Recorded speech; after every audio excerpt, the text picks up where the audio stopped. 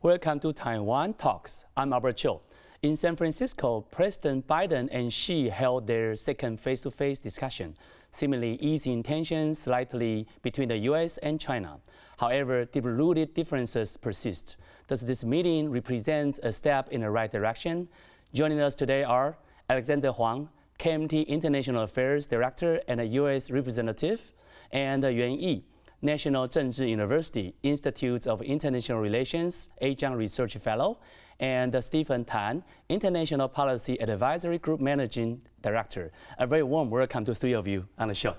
After calling Xi Jinping a dictator again in a post-summit press conferences, actually he said that several times in the past, President Biden clarified that it was merely as a contrast between the U.S. and China. So how does this view align with very specifically his perspective, the competition but not conflict approach in the U.S.-China relations? Maybe Alex. Yeah, I think based on what we have learned from President Biden, he's a person who understands foreign policy and diplomacy. I guess at his age and experience, he reflects his true thinking when answering questions. I do not believe that he deliberately used that words to, right after the summit. I think he wanted to present as a contrast to a different political system. I would rather think that he said that without trying to, really ruin the outcome of the bilateral summit. Mm-hmm. Well, but the Chinese Communist Party's foreign affairs, they did not feel good about this. So, Yuan, so how would you take this? Would you say that President Biden and even the U.S. State Department still want to keep distance from the CCP right after this meeting? I think this is exactly the consequences or result of personal-to-personal talks. They help a lot to amend the fences and to soften the tones. So I think this is a clearly a natural reaction, reflection of Biden right after his meeting. Likewise, I think the Xi Jinping will also feel that way. So this is a safe ground being created out of this face-to-face meeting.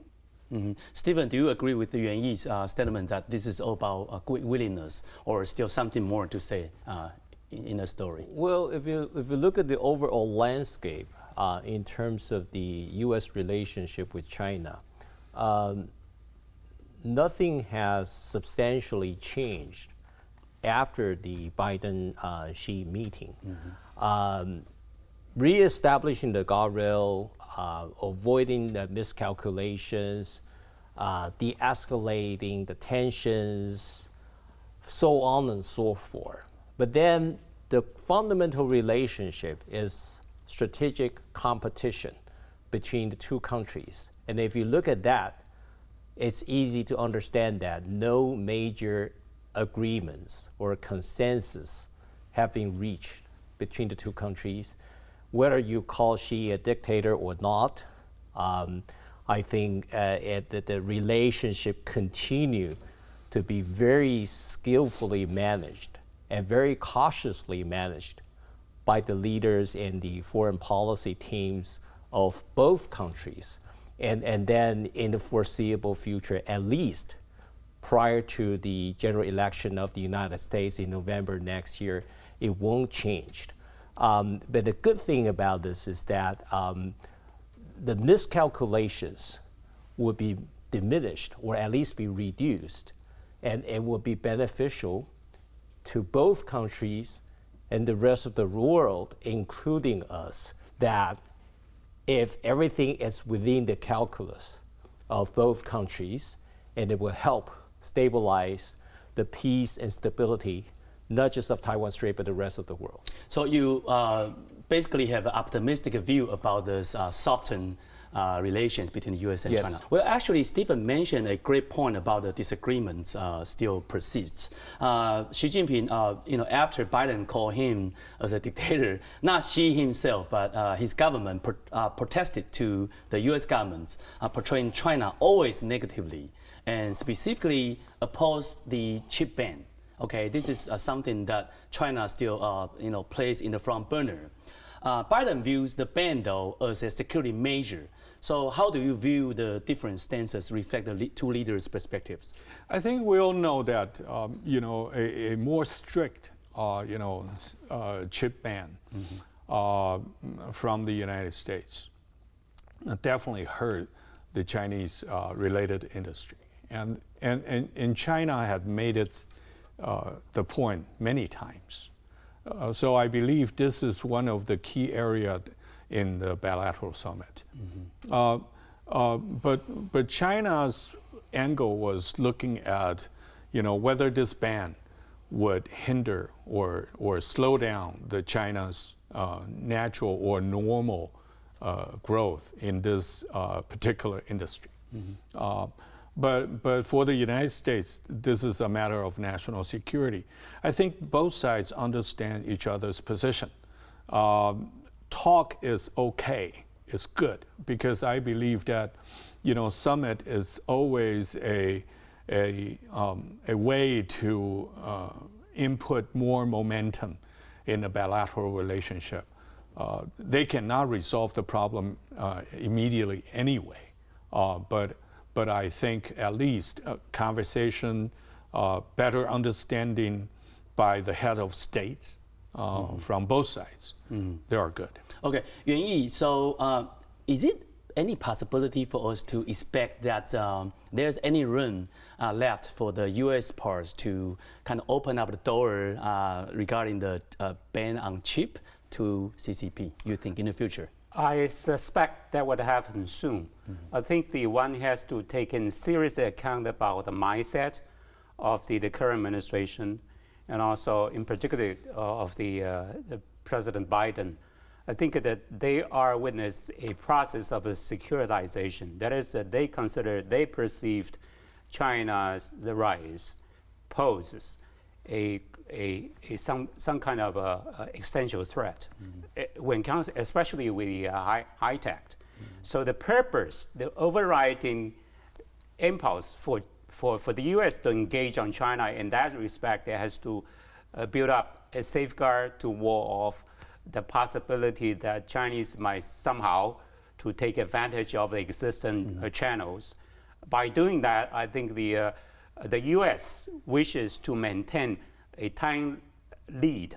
All right, it's not overwhelmingly, but it's to demonstrate that they could take a lead for some 10 to 15 years ahead of China. I think this is a fundamental the postures. And in a similar event, I think that China realized that they must maximize their strengths. However,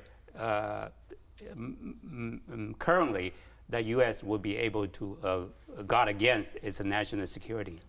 Stephen, on the other side of this meeting, what's your observation of the CCP would adopt any kind of strategy for the CCP or even Xi Jinping himself to adopt to counter this chip ban from the United States? Well, this is the so-called chip ban is one of the primary concerns that Xi administration has vis-a-vis Washington.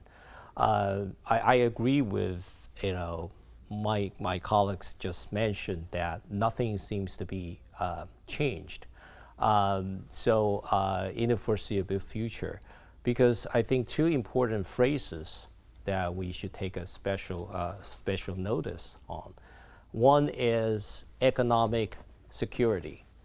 If you look at this, semiconductor or the technological control in the form of export control from the economic security's perspective, then you will understand that this is part of national security. This is part of the core national interest of the United States. The second one is that strategic competition, as I just mentioned. If you combine national security is, economic security is part of national security, coupling with the strategic competition as the definition of the relationship between the two countries, that you will easily understand that. The emerging technologies today will be the mature technologies tomorrow. So there will always be new emerging technologies to be regulated, and not necessarily sanctions per se.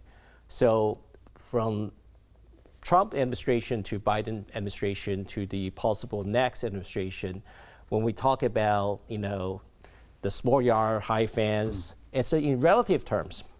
How big or how small the yard is, and how high, how low the fences are, it's relative.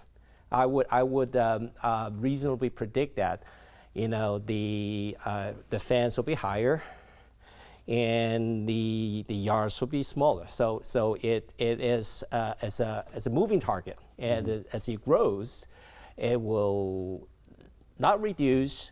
It will continue. In whatever administrations of the United States, and this is part of the competitive strategic competition relationship between the United States and China. Okay, so that's part of the competition, so Right. there's no arguments about that from Biden's perspective, maybe. Okay, actually the disagreements persist not only in terms of this chip ban, but also in other areas. For example, the trade wars still continue, and technology, and even human rights. So, could you, maybe Yuan I, you can kind of follow up on this. Could you kind of help us to understand what are the main differences still out there between the two countries? Well, you just mentioned about the whole array of the issue, but still I consider at this moment China focus on the high tech, on trade. Well, this is a continuation of the Biden administration's trade war. So for China protests on the ground that they are seeking for a fair treatment in line with the so-called international norm or international rule. However, they consider that whatever the American engage on then are purely embodiment of the so-called unitary action. So they protest this secondary sanctions. They regard this is against the international standard of practice. So they adopt a somewhat more general perspective. And yet, the United States insists that they could exercise this prerogative so long as there is a small percentage of the technology involved. That is why Department of Commerce last year invoked a so-called foreign direct product rules, which is very much detrimental to Chinese wishes. Okay, all right. Well, it's still fair. I mean, we should say this in this way, to be fair that despite the ongoing disagreements, right, the U.S. and China actually found some common grounds in the summit. For one example, is creating a military hotline, which President Biden was not willing to accept 1 year ago in Bali, and also the collaboration on fighting against the fentanyl epidemic, which is very, very severe now in major cities in the United States, for example, San Francisco. So what motivated Xi Jinping to agree on this issue, Alex? Well, I think for the United States, the most important issue is to avoid unintended incidents when the two forces are getting too close. Right. And so I believe that this is a package that we can consider a major achievement of this summit, is that both sides agree that they will resume different levels of male-male communication and talks. And also, to avoid the crisis, unintended incident, is to protect both sides away from unnecessary escalation. I think that's more important. Fentanyl is a issue that's debatable. It's whether China could control the Central American production. that flood into the United States, whether China can do that. On the other hand, is that how much the United States herself needs to do to deal with this issue. At least, they agree that they put this on the table, that they want to deal with this issue. How much can they do? I think at least the summit gave them the momentum to continue these kind of dialogue. As far as the military hotline is concerned, Stephen, you actually mentioned that the conflict still persists and not much, we have seen done on collaboration. So what about the military hotline? I know that on the one hand, it's good to the security of Taiwan, but also on the other hand, it's better for the mutual understanding of the two great powers. So what's your take on this? Right. Well, this is reestablish the military communications. Well, not just military, but all aspects. In all aspects, the high level bilateral communications in and out of itself is always helpful in what I just mentioned. Reducing the miscalculations or unnecessary risks, and reestablish, if not mutual trust or consensus, but at least the guardrails. Now, so this is definitely a plus, but I wouldn't necessarily say that it's a lower hanging fruit, because it's not. It's not easy to do that. It's quite an achievement. But if both sides intended to have some notable agreements, what would those agreements be? Reestablishing the military communications is one of the very few that at that moment, or at this moment, that both sides would be able to agree on. And fentanyl is another issue, I would say. So those, I think both sides would need to have some small wins or small successes, and to declare, at least unilaterally, surrender part of the benefits. The benefits, or to declare some victories in order to move on for the tougher challenges ahead. So I would say that, is it a good thing? Yes, it is. Is it a big breakthrough? Kind of debatable, but there are some more obstacles and more challenges ahead of time. Okay, good, great. Let's now move our attention on Taiwan, the country of ours. Xi Jinping actually, he stated that there's no plans to attack Taiwan. He did not say literally no plan. He said that nobody informed me about that decision, that possible decision. He said that there's no plans to attack Taiwan by 2027 or 2035. He actually emphasized the peaceful unification, which is very notable, even though he does say that he does not give up the final rights to take Taiwan by force. Yet with the PLA's continued military pressure on Taiwan, we know that there are a lot of airplane sorties around Taiwan every single day. Why did Xi specifically claim there's no immediate invasion? Maybe Yuan I can go first, and maybe Alex second. I think this is the first time the world audience hears such a reaction on a personal note. I think we agree upon that China has always walked on two legs. That is rhetoric and actions. I think even despite the fact that such a message could generate a lot of room for imagination. However, speculation follows, such as, the purpose, the political implication of all of this. Xi Jinping's calculation reflect his own political calculation for how long will his political well-being be last. So people even wondering about how long he wants to stay on the job. So that's one of the potential political implications out of this. And on the other hand, I think so long as the Chinese maneuver, Chinese PLA's operation is still at presence, so which will compromise the integrity of this the soft tone. Alex, can we trust Xi in this? We don't need to ask ourselves whether we should trust him or the Communist Party. I think the key issue is that currently at Xi Jinping's hand, he got so many items in his toolbox in dealing with Taiwan. I mean, all kinds of coercive measures that he can use. I believe that there is no timeline, at least ever since Xi Jinping assumed power in 2012. He did not specify a timeline on the Taiwan issue.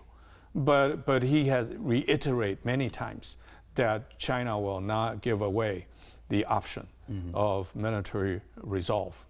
So I believe that we should look at the issue from two sides, 2 points, 2 major points. Number one, we should not stick with a particular year as a timeline for China to use force against Taiwan.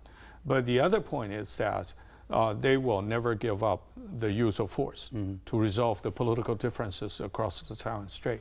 So the key issue is that, whether or to what extent that Xi Jinping believed that peaceful means cannot reach its political objectives. Right. Stephen, you can also briefly answer this question, but also I wonder who is the target audience of President Xi Jinping to say that? Is it okay for us to suspect that he's trying to influence the presidential campaign in Taiwan, try to make some kind of signal to voters in Taiwan? Well, I think the target audience for Xi's well-calculated statement leaked out to the media by the U.S. side during or after the Biden-Xi meeting are the whole world, the whole world, the rest of China, obviously. But then I don't think there is a trust issue because in diplomacy or cross relations, there's not so much about trust, and we just have to watch very closely as to the actions that China is to take going forward. But at this moment, obviously, we'll take his word on its face value. But I have to remind the audience that that refers only to the military actions or the use of force. But we all know that, and this is also the view taken by Washington, that any forms of coercion, economic, trade, military, or otherwise, and other gray zone tactics are considered unilateral change of the status quo of the peace and stability of Taiwan Strait and use of non-peaceful means. By that I mean it doesn't necessarily refers to the use of force. Gray zone tactics and all sorts of coercions will be unilateral change in unpeaceful ways of the peace and stability of Taiwan Strait. So as I say, we take his word at face value, but we really have to watch and monitor very closely what to do next, and going forward, what would the changes, if any, be? Okay, yeah, the gray zone operation, we still have to be very concerned with that kind of possibility, even though that's not the hot word, but it's sort of like in between. Finally, 1 minute for each of you to provide a forecast for the U.S.-China relations in the year following this meeting. Alex. Well, I think when Biden and Xi Jinping met in Bali, Indonesia, in November last year, both of them did not realize that there would be a spy balloon flying over the United States. Right. So we can do assessment, but probably not forecasting. I believe that the summit in San Francisco does slow down the possibility of direct head-on conflict. I think it lowered the temperature and bring a period of relatively soft, willing to face the problem and increase exchanges and communication.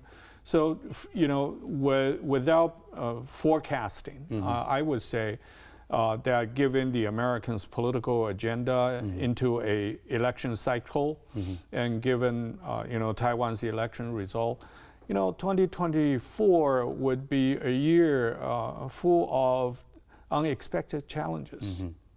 Okay, Yuan I, what about you? I think the time is running out for both China and United States, given the forthcoming presidential election of United States.